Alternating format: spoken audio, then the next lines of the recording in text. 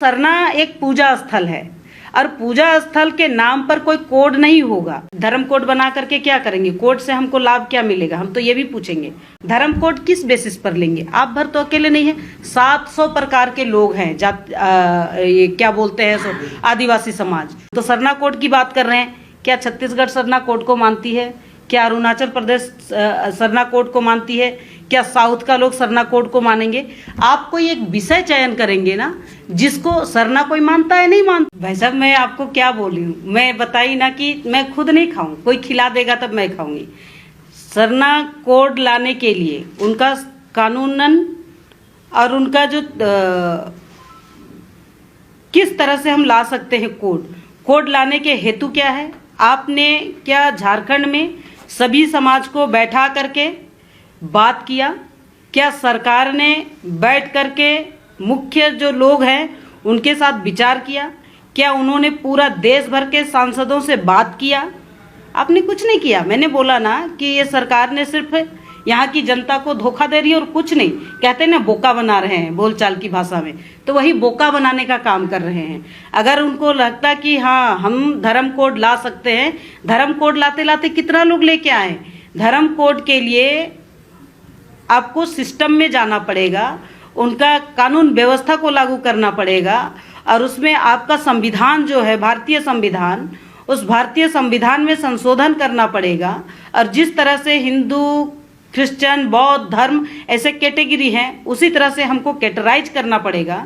और थोड़ा सा आगे जाएंगे तो भारतीय संविधान की धारा 342 अगर पढ़ेंगे तो जो उसको पढ़ लेगा तो इनको ध्यान में आएगा कि हम किस आधार, उसको हम अगर पूरी तरह से अध्ययन होगी भारतीय संविधान की अनुच्छेद 342 को आप भी पढ़ सकते हैं। उसमें आदिवासी समाज कहाँ से कहाँ है उसको ध्यान रखने की आवश्यकता है और उसमें से पूरा उपधारा है उसको पढ़ करके मुझे लगता है कि संविधान को, कानून को समन्वय बना करके अगर काम करते होते तो यहाँ की जनता को बोका नहीं बनाते। जब भारतीय संविधान की बात आती है, इतना धर्म कोड बना करके क्या करेंगे? कोड से हमको लाभ क्या मिलेगा? हम तो ये भी पूछेंगे। आप में से ही अगर किसी को ध्यान होगा बताइए। मान लिया हम धर्म कोड ले लिए, सरना धर्म कोड ले लिए, जो आज हमको विधानसभा में जितनी सीट है हमारी 28 सीट, क्या हमको कोड मिल जाएगा तो ये जातिगत तरीके से बंटवारा नहीं हो जाएगा? उसी तरह से पंचायत का हम इलेक्शन लड़ते हैं, 50% हमको आरक्षण मिला है, क्या कोड अलग हो जाएगा तो उसमें मुझे उतना लाभ मिलेगा क्या? आप कह रही हैं कई कोड की जरूरत नहीं है? नहीं चाहिए, लेकिन सिस्टम से चाहिए, आपका तरीका सही होना चाहिए। मांग कीजिए ना, हम भी आपके पक्ष में रहेंगे। कोड दीजिए, लेकिन कोड लेने से पहले एक कानूनन अध्ययन होना चाहिए। हमको हर तरह से मैंने हर राज्य का कुछ ना कुछ विषय निकाल लेना चाहिए। धर्म कोड किस बेसिस पर लेंगे? आप भर तो अकेले नहीं है, 700 प्रकार के लोग हैं। ये क्या बोलते हैं सो आदिवासी समाज। कोई धर्म कोड में कौन सा, हम तो सरना कोड की बात कर रहे हैं। क्या छत्तीसगढ़ सरना कोड को मानती है? क्या अरुणाचल प्रदेश सरना कोड को मानती है? क्या साउथ का लोग सरना कोड को मानेंगे? आप कोई एक विषय चयन करेंगे ना जिसको सरना कोई मानता है नहीं मानता। संथाल परगना चल जाइए तो संथाल परगना का लोग और कुछ शब्द निकाल रहे हैं। तो जो सरना एक पूजा स्थल है और पूजा स्थल के नाम पर कोई कोड नहीं होगा।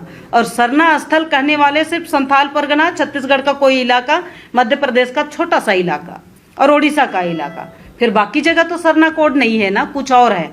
तो पूरे आदिवासी समाज को, इसलिए मैंने कहा कि अगर आपको इस तरह का कोड करना चाहिए तो हमारे देश भर में जितने प्रदेश में आदिवासी समाज रहते हैं उस प्रदेश के लोगों से बैठक करना, सबका समन्वय बनाना और जितना हमारा लोकसभा का सांसद है, एसटी सांसद, उनके साथ विचार लेके तब लोकसभा में विचार होंगे, चर्चाएं होंगी। उनके लिए सभी सांसदों के साथ में बात करना ताकि वो हमारा कोड के लिए राजी हो पाएंगे। तो आप आधा अधूरा में क्यों काम करते हैं? ये तो विस्तृत बड़ा क्षेत्र है ना, उस बड़ा को हम इतना छोटा में क्यों आंकते हैं? हम सिर्फ आदिवासी माने उरांव, मुंडा, हो, खड़िया, संथाली भी नहीं है, भील भी है, पहाड़िया भी है, क्या बोलते हैं, किसान भी है, गोंड है, ऐसे विभिन्न प्रकार के हमारा जनजाति लोग हैं। तो उन जनजातियों को भी तो हमको लेके चलना पड़ेगा।